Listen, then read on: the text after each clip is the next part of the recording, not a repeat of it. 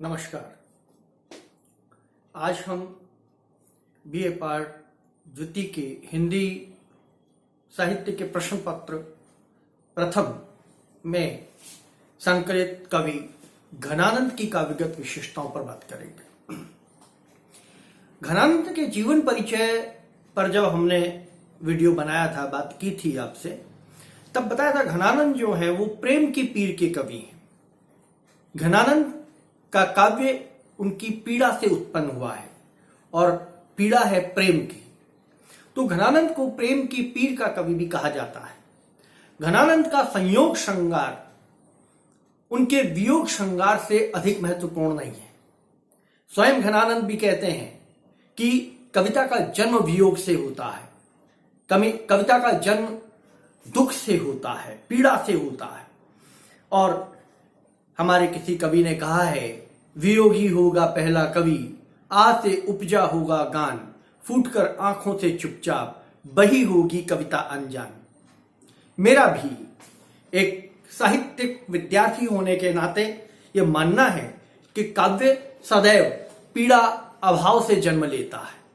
जब हमें कोई चीज प्राप्त नहीं होती, जब हमारे मन में पीड़ा होती है, जब हमारे मन में विक्षोभ होता है, जब हमारे मन में विरह होता है, तब काव्य का जन्म होता है, श्रेष्ठ साहित्य का जन्म होता है। आज हम बात कर रहे हैं घनानंद की काव्यगत विशेषताओं पर। घनानंद का काव्य जो है वो, जैसा कि पूर्व वीडियो में हम बता चुके हैं, वे राज्याश्रित कवि थे। वहीं एक सुजान नाम की नर्तकी थी, सुजान से वो एक तरफा प्रेम करते थे। सुजान की वजह से ही उन्हें वह राज्य छोड़ना पड़ा, लेकिन मथुरा वृंदावन में निवास करते हुए वही लौकिक सुजान उसके अलौकिक ब्रह्म के रूप में परिवर्तित हो गया। और घनानंद कवि जो केवल एक लौकिक प्रेम के कवि माने जाते थे, भक्ति के कवि, ईश्वर प्रेम के कवि, निराकार ब्रह्म की, साकार ब्रह्म की भक्ति के कवि माने जाने लगे। और उनका प्रेम, उनका विरह, उनका विक्रम संगार पूरा ईश्वर को समर्पित हो गया। हम बात कर रहे हैं घनानंद के काव्यगत विशेषताओं की।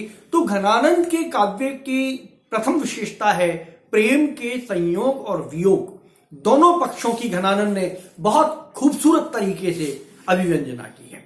लेकिन उनका जो वियोग पक्ष, जैसा कि मैंने आपको पहले कहा था, उनका वियोग पक्ष उनके संयोग पक्ष से कहीं अधिक सुदृढ़ है। लेकिन फिर भी वे बड़ी चतुराई से, बहुत सूक्ष्म अंतर के साथ अपने संयोग और वियोग का अंतर प्रस्तुत करते हैं। भाव सौंदर्य की दृष्टि से उनके काव्य में जो भावनाएं हैं, जो वासनाएं हैं, जो स्थूल प्रेम है, वो धीरे धीरे सूक्ष्म प्रेम की ओर बढ़ता जा रहा है। और उनका मानना है कि स्थूल प्रेम में प्रेमी और प्रेमिका आपस में मिलना चाहते हैं, स्पर्श चाहते हैं, दर्शन चाहते हैं, चुम्बन आलिंगन चाहते हैं और प्रेम क्रीड़ाओं की मन में अभिलाषा लेकर चलते हैं। लेकिन घनानंद ने इन सभी से अलग हटकर एक तरह से संयोग के पूर्व राग तथा अभिलाषा के वर्णन को प्रस्तुत किया है और प्रेम के अलौकिक रूप को उन्होंने अपना विषय बनाया है। वे कहते हैं, वह चतुराई तो चिताई चाहिए को छवि, वह चतुराई को चिताई चाहिए को छवि, वह छलताई न छिनक बिसरती है। एक क्षण के लिए भी बिसारा नहीं जाता, भूला नहीं जाता उनके दर्शनों को, उनकी छवि को, उनके सौंदर्य को। और आनंद निदान घन प्राण प्रीतम सुजान जो की, ये प्रीतम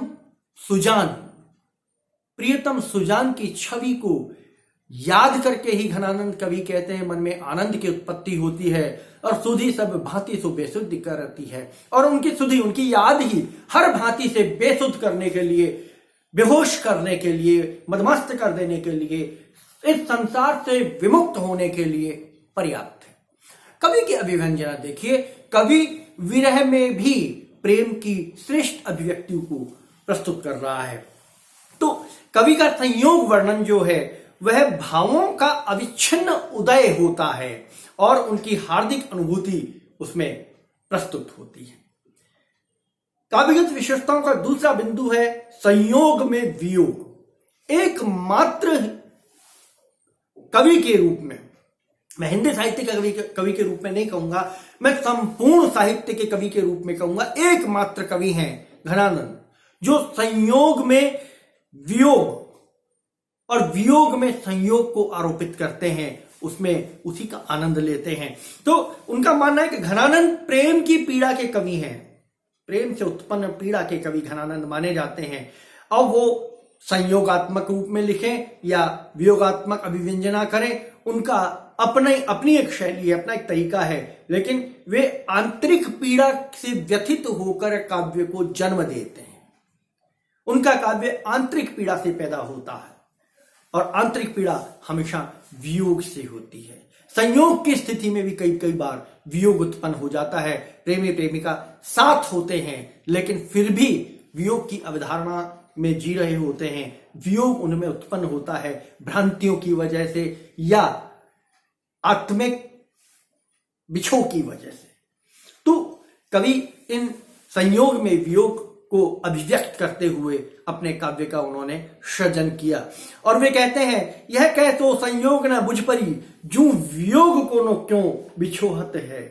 ये कैसा संयोग है, ये किस तरह का मिलन है हमारा, जिसमें हम एक दूसरे को पहचानते ही नहीं है, और जू वियोग को न क्यों बिछोहत है, और वियोग बिछोह का कारण क्यों बन जाता है, किस लिए फिर हम वियोग में एक दूसरे को, बिछोह में एक दूसरे को याद करते हैं, जब हम एक साथ होते हैं तब हमारे मन में एक दूसरे के प्रति कोई इच्छा अभिलाषा नहीं होती, और वियोग उत्पन्न होते ही हम एक दूसरे के प्रति घोर समर्पण के भाव को महसूस करते हैं। काव्य सौंदर्य का तीसरा बिंदु है रूप सौंदर्य का चित्रण। कवि घनानंद बहुत खूबसूरत तरीके से नायक नायिका के रूप सौंदर्य का चित्रण करते थे। उन्होंने अलंकारों के माध्यम से और अपनी शैली के माध्यम से नायक नायिका के रूप सौंदर्य को प्रस्तुत किया। समग्र काव्य में उनकी अभिव्यंजना का शोभन पक्ष उभर कर आया है। ये इनके काव्य की बहुत बड़ी विशेषता है। हम देखेंगे कि अति झलके अति सुंदर आनन गौर छके दृगदाजत कानन छुए, हंसी बोलन में छवि फूलन की बरसा उर ऊपर जाती है हुए। जब वो हंसते हैं तो फूलों की बारिश होती है। जब उसके सौंदर्य को देखते हैं तो मन मयूर नाच उठता है, आंखें भर नहीं पाती उनके सौंदर्य को अपने आप में, और लाल लट लोल कपोल कलोल करें, उनके गालों पर किलोल करती हुई उनकी काली लटें, खेलती हुई क्रीड़ा करती हुई काली लटें, कलकंठ बनी जय जावली विद्वय, और गले में उनके जावली जो कंठमालाएं हैं वो सुशोभित होती हैं। अंग अंग तरंग उठी दुति को परिहे मनो रूप अबे धरी चोय। अंग अंग से रूप टपकता है, उसका अंग अंग इतना सुंदर है कि प्रत्येक अंग से रूप टपकता है, और ऐसा रूप टपकता है जिसका शब्दों में वर्णन नहीं किया जा सकता। तो कवि की ये प्रत्यक्ष अभिव्यंजना जो है सौंदर्य के प्रति, ये उनकी काव्य की अपने आप में एक अलग विशेषता को प्रतिपादित करती हैं। अगला बिंदु है इनके काव्य का कि प्रेम की पीड़ तथा विरह का वर्णन। प्रेम, मैंने आपको पहले कहा था, मैंने इस वीडियो के प्रारंभ में आपसे कहा था कि घनानंद का काव्य प्रेम से, और प्रेम से भी प्रेम की पीड़ा से उत्पन्न होता है, वियोग से उत्पन्न होता है, प्रेम की चोट से उत्पन्न होता है, और वही इस काव्य की सबसे बड़ी विशेषता है। कवि कहते हैं कि घनानंद की कविता में प्रेम तो है लेकिन उसका वियोग पक्ष भी प्रमुख है, और उसको उन्होंने प्रतिपादित किया है कि प्रेम आगी जगे लागी झर घन आनंद को, और रोइबो न आवे पे न गाइबो रोइबो। कि जब प्रेम की अगन लग जाती है, प्रेम की लगन लग जाती है, मन में प्रेम उत्पन्न हो जाता है, तो ना रोना आता है और ना गाना आता है। रोने में गाना निकलता है और गाने में रोना निकलता है। ये प्रेम की पराकाष्ठा होती है जब नायक या नायिका अपने प्रेमी से अलग होकर वार्तालाप के दौरान फूट फूट कर रोते हैं, आंसुओं की झड़ी निकलती है, वो उनकी प्रेम की सत्यता का सबसे बड़ा प्रमाण होता है। उसे किसी दस्तावेज की आवश्यकता नहीं। और घनानंद ने इसी ही विषय को अपना काव्य का माध्यम बनाया है।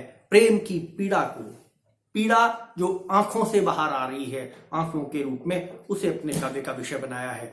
और विरह वर्णन, पूर्व राग, प्रवास, प्रिय निष्ठुरता, प्रेम पीर आदि। सबसे बड़ी विशेषता यह है कि जैसा मैंने आपको वीडियो के प्रारंभ में कहा था, घनानंद एक सुजान नाम की नर्तकी से प्रेम करते थे, एक तरफा प्रेम करते थे।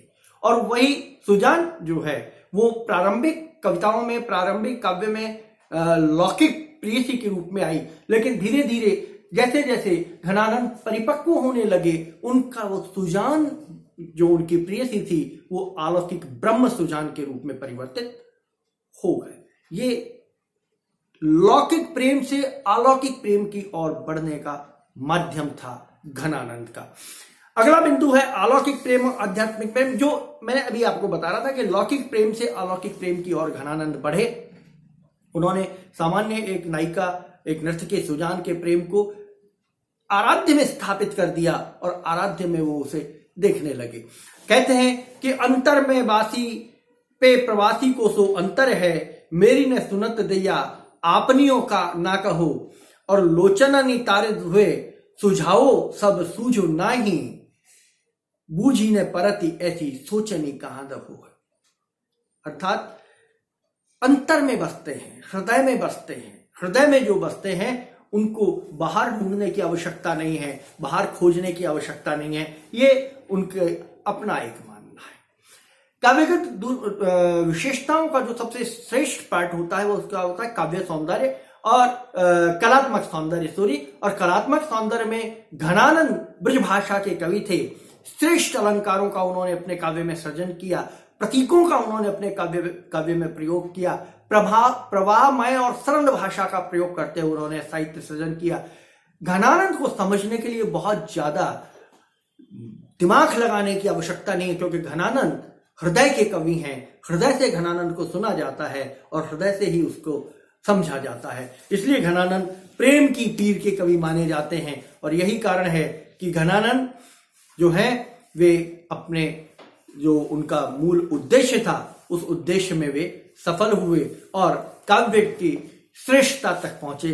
तो घनानंद को प्रेम की पीर का कवि इसीलिए कहा जाता है कि घनानंद जो है प्रेम की पीड़ा के पक्ष को, विरह के पक्ष को, बिछोह के पक्ष को अपने काव्य में प्रस्तुत करते हैं।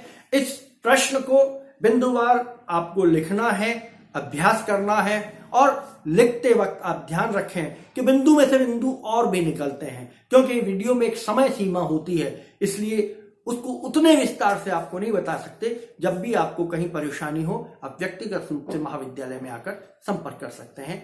नमस्कार।